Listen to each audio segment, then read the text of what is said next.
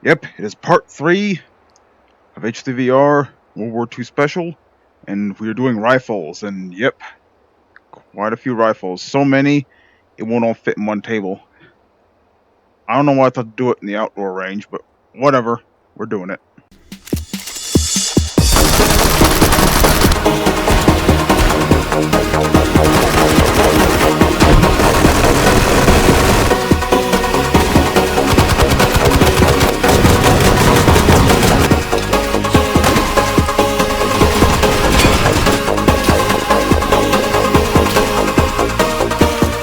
Greetings, comrades, this is Sergei Kilimov. Welcome to another H3VR video. This is part 3 of the World War II Special. Now, last videos we did pistol, shotguns, and SMGs. Now we are doing rifles. I did say bolt-action rifles, but let's go do the other rifles as well. Because there's quite a few to choose from. And yeah, I'm going to be going through this a lot, so to make sure I had the correct rifle, because you can tell some of these rifles look similar, from a distance standpoint anyway. But I figured, you know what, let's start easy. We're going to start with the easy one to get to, and the one and only assault rifle that was ever made, at least well known in World War II, and that is the STG-44, also known as the MP-44 before it was officially adopted by the Germans. But yes, the earliest assault rifles. Brian, if you will. The STG-44, also known as the MP-44 before its adoption, is the first successful assault rifle, and it was truly advanced for its time. Firing an intermediate cartridge, having controllable automatic fire, a more compact design, and being used for intermediate ranges, where most gun battles at the time took place. That's right. Very, very revolutionary weapon for its time, because now you have an intermediate rifle cartridge, 7.92 by 33 Kurz, which I guess you could say is the predecessor to the now infamous 7.62 by 39. And yes, with rifle caliber cartridge, instead of bolt action or even semi-auto, you have full auto capability. And you notice the design features it has, because you got the gas tube. I believe that's a gas tube. You got the adjustable sight. Of course, you got the removable magazine, charging handle over here, safety right next to the trigger, and a stock. Might not sound revolutionary now, but at the time, for a weapon this small, with a cartridge this big, that's impressive. Of course, you may have noticed, looks very familiar to a certain other assault rifle, which would take some of its design features and become a legend in all its own. But I think you all know what that one is already. Anyway, of course, you got the semi-auto capability. You can hit that target over there. And now, full auto.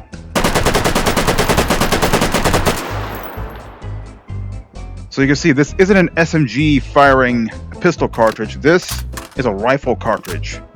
One made specifically for this weapon. I don't know of any other weapon that uses this particular cartridge.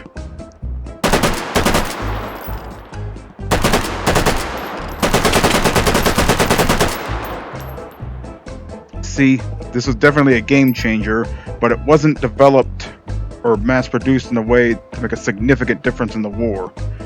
I imagine if they did devote more resources into this, or replace the MP-40 with this, things might be different. But let's not think about what could have been. Think about what is now. Now, let's get to some semi-auto rifles. Yes, semi-auto rifles, they aren't really as widespread as the bolt-action rifles, to my knowledge. There are only a few I know of. When you think of, semi-auto rifles, you think of the Garand 43, which unfortunately isn't in this game. I don't think it is. Yeah, no, it's not in the game. Maybe eventually, but you think of the Garand 43, you think of the SVT-40, and of course, probably one of the more iconic weapons in World War II, besides the Tommy gun, besides the Sten, besides the PPSH, good old M1 Garand. Yes, before the M14, the detachable magazine stuff, you have this. There's also another carbine, there are actually a few others here that hide. I don't know if that was used in World War II. These were, though. Got to spawn these because, well, not much room on the table. We got the M1 carbine, maybe a little smaller, firing the 30 carbine, which is I guess you could say a pistol cartridge, but it really crossed the line between a rifle and a pistol. Got the M1 and the M2 both fire the 30 carbine. They look more like a pistol cartridge than a rifle cartridge. But what made these pretty cool is, well, let's get the M1 here, and then we get the M1 carbine. See how much shorter it is and how much smaller it is? There were actually, believe it or not, there were actually plans to replace the 1911 with this. So imagine, you know, having this in your holster instead of a pistol. That'd be pretty weird, but again, this is fairly light, and again, it fires a pistol cartridge, which is pretty effective, and it's fairly accurate too, given that it is a rifle. So let's go ahead and fire these off first. The carbines. Make sure safety's off.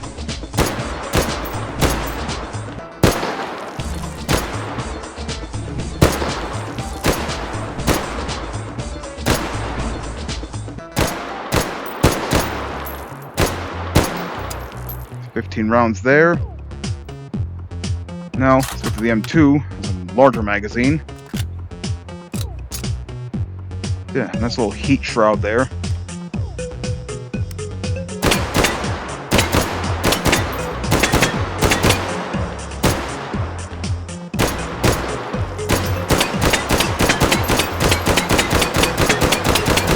Yeah, double the ammo capacity.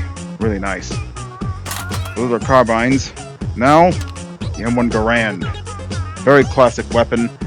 And, you know your World War II history, you gotta know what the M1 Garand is. Of course, you got these special N-block clips, which are unique for the time. Also, the M1 Garand came with a scope, because it turned into a little Proteus sniper rifle. It also came with a little prototype sight, which, honestly, wasn't really that effective. Like, it doesn't have any zoom, and it obstructs your vision so much. It's so small, too, so the scope was a better option. Of course, Chevron the famous 30-06, and uses these special M-block clips. Now, before I continue, pretty sure I already know about this, but I figured I'd mention it anyway. You know, when we're loading the gun, it's actually ideal, and we like to hold the bolt back, then put the clip in, then once it's fully in, you let go of the bolt, because you saw how quickly it closed, right? If you stuck your thumb in there, when you put the clip in, that bolt's gonna come crush your thumb and give you a Garand thumb. Yes, this weapon's so legendary, there's an injury named after it. So yeah, pro tip, you plan on firing an M1 Garand, hold the bolt back, keep it held, put the clip in, then let go of the bolt. Moving your thumb out of the way, of course. Anyway, that 30-06 round is known for being very powerful and capable of going great distances.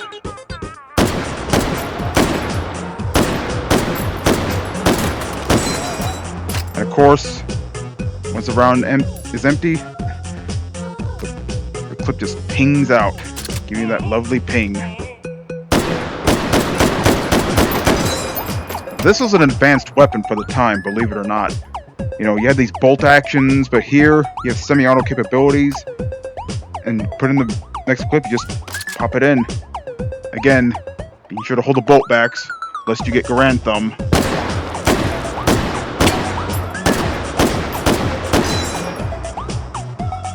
Such a classic weapon.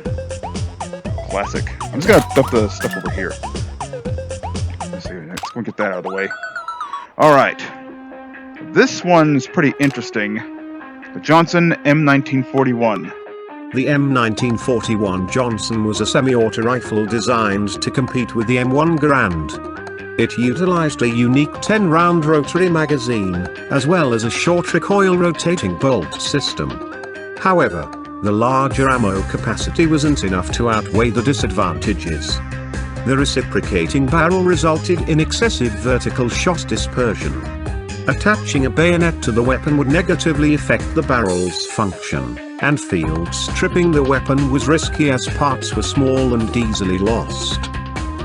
Yes, so we're on to the battle rifles. And just like the Garand, chamber in 30-06, what's interesting about this weapon is the magazine. It's actually a revolving cylinder, which is pretty interesting, and use these stripper clips to load it in. There's 5, 10, almost 10 rounds. Very interesting. I'm not sure if this was used in World War II, at least to some game-changing extent, but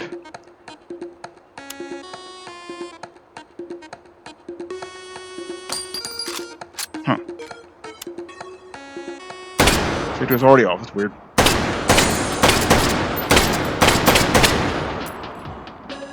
So pretty interesting for the time. A revolving cylinder that needs stripper clips. Reload. Very interesting. I figured I'd show it off for the sake of it. Alright. Now we get to another semi-auto rifle. The Mass 4956. Chambered 7.5 by 54mm French. Very interesting weapon. Yep. So of course, got the detachable magazine. Also, many rifles at a time. Stripper clips. Not sure this is the right one. 7.5 by 54. It's actually. Oh, I'm going to spawn one. No, that's the right one. Okay. Yeah. Be sure it's chambered. It's chambered. Okay.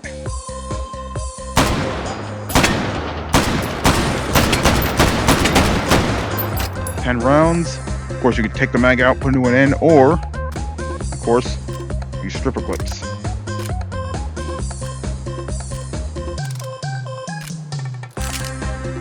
I'm not gonna lie, I like loading stripper clips in these weapons. It, might not be ideal for trench warfare because again, the bolt's open with mud and stuff getting in there. There's a good chance you're gonna jam your rifle that way.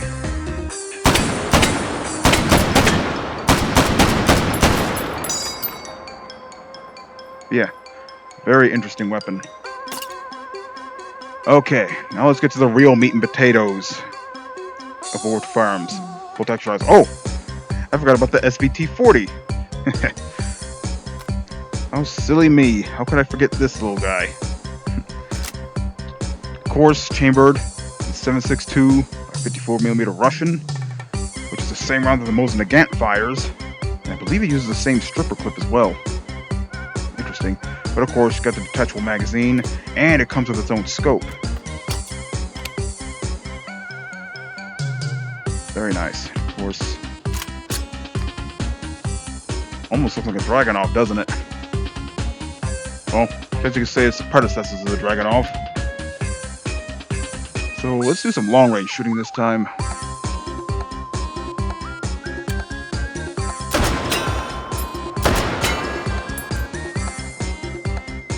A little further out.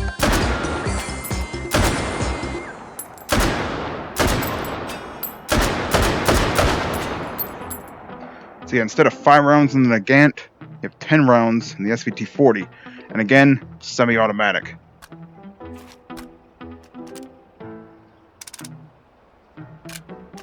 Pretty interesting.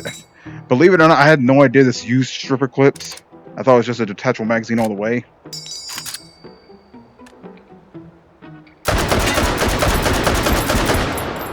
Oh yeah. And I guess since we're talking about the Nagant, let's segue over to the mosin-nagant. Now, you see I have 2 of them.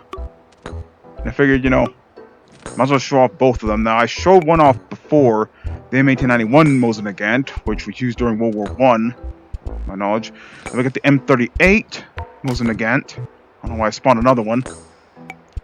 And the 9130 mosin-nagant. Now, I believe this is the more recognizable one for World War II. Very long weapon, of course. Okay, you got the adjustable rear sight to build the magazine, and of course, bolt action. Uses the same. Yeah,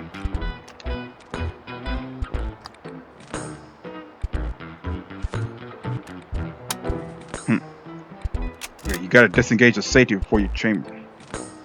actuate the bullet. That's weird. Anyway. Yeah. Probably familiar with this gun by now. Again, only 5 rounds, so I'll try shoving more in there.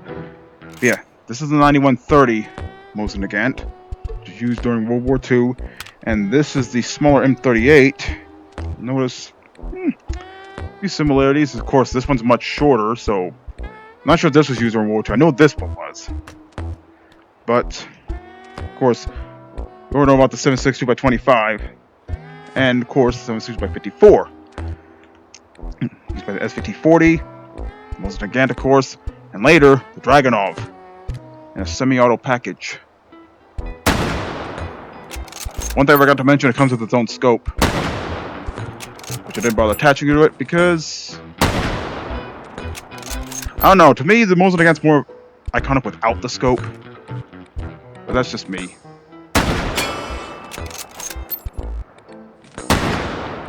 Such a nice bolt action. Of course, put a stripper clip in, good to go again.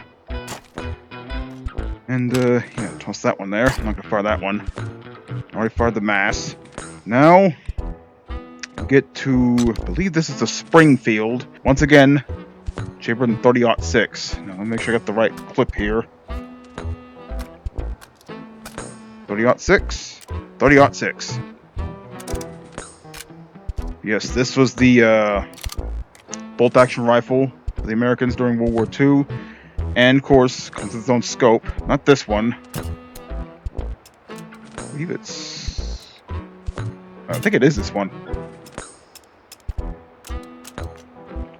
I probably just didn't spawn it. Anyway, let's talking more shooting.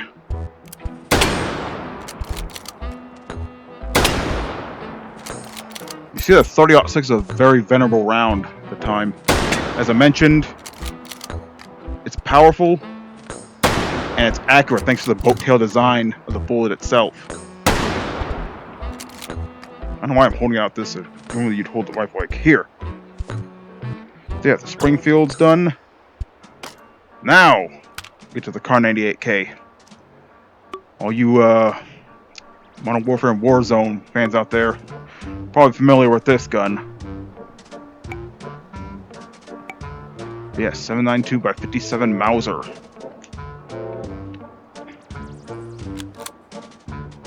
Of course, such a powerful weapon in Modern Warfare. Yeah, this tall thing here, that's a safety. I should go firing from distance with this, because, you know, that's kind of the ideal range for bolt action. If you're going to be this close, you probably should have your Thompson out by now.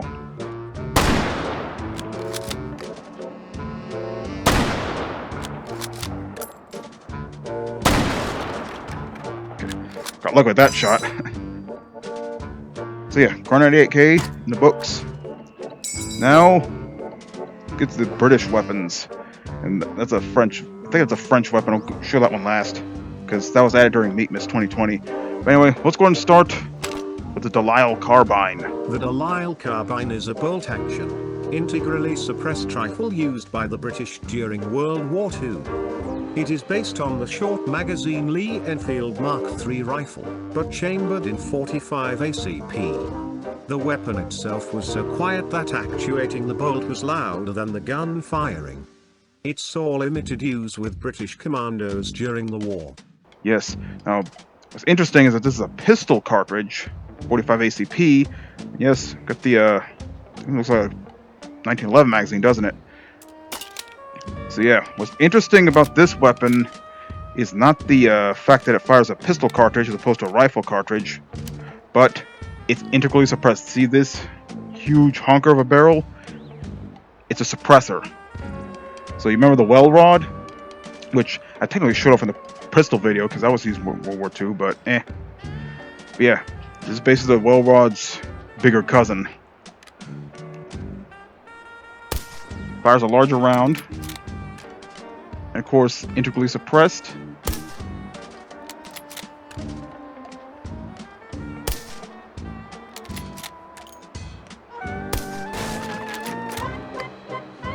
Kneecap pin, that's a lot for a 45 ACP. Anyway, a little properly.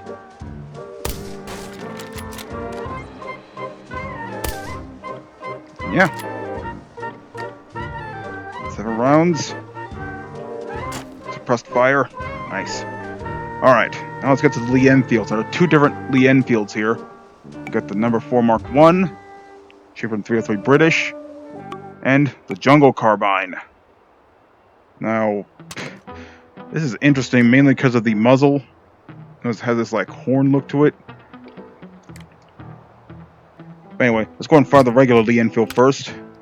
Got 303 British, and of course, got the detachable magazine, of course, got the stripper clips as well. Because why not?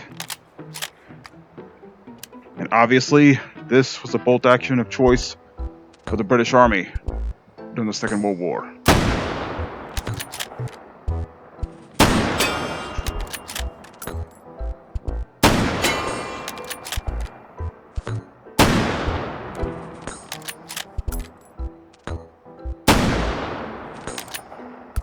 Yeah, 10 rounds. Quite a large ammo capacity for this, actually. Most of the other bolt actions are 5 rounds. I meant to grab the bolt there.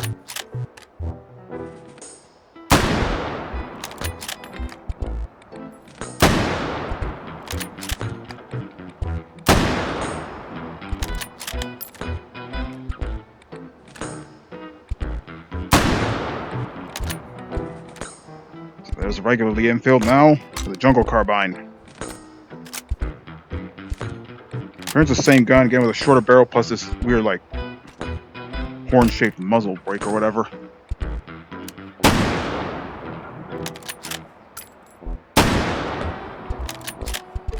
Maybe it's to conceal the muzzle flash? I'm not sure.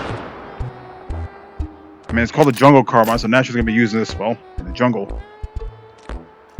Yeah, I'm not going to fire all that. Now, one more weapon. I'll put this one in the books. This is a Birthier carbine. Cheaper than 8x50mm Russian. Judging by the name, I'm assuming it's French, but I could be wrong there. I probably am. But yeah, this is actually another rifle that uses end-block clips, but unlike the Garand, isn't a bolt action. Only 5 rounds, but what's interesting is the way the clip ejects. So, oh, it doesn't have a safety.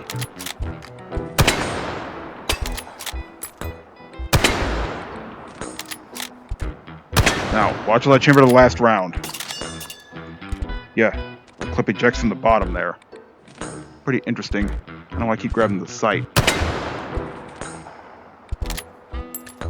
And there you have it. So that's all the rifles that were used in World War II, at least they're in H3VR, and I might have missed a few, I probably did, but whatever. And next video will be big guns, machine guns, and the bazookas, so that's going to be fun. So, excuse me, I have a mess to clean up here. Hope you enjoyed this video. We look forward to the next one. Till then, das vidania.